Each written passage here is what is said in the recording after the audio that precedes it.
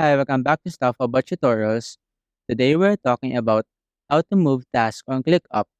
Maybe you want to organize your workflow by categorizing tasks under relevant projects or sections. So today I'm going to show you how to move tasks on ClickUp. Check video description and I will try to leave the written instructions. So let's start. First, open the ClickUp application and log into your account. Once you are logged in, you will be taken to the home page. In this page, you will see all of your tasks. Now, find the task that you want to move to another list. For example, I want to move this task, so simply tap on it. Once you have opened the task, tap on this three dots icon at the top right corner of the screen. A menu will pop up below with various options. Here, you can now see this Move Task option. Since you wanted to move this task, simply tap on this option.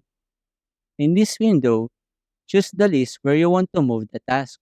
For example, I want to move this task to this list. So simply tap on it. After that, you now have successfully moved a task on ClickUp.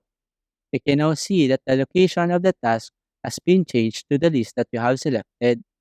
There you go. If you wanted to know how to move tasks on ClickUp, that is the easiest way I know how. If you know another way to move tasks on ClickUp, leave a comment below. Also, be sure to subscribe for more videos.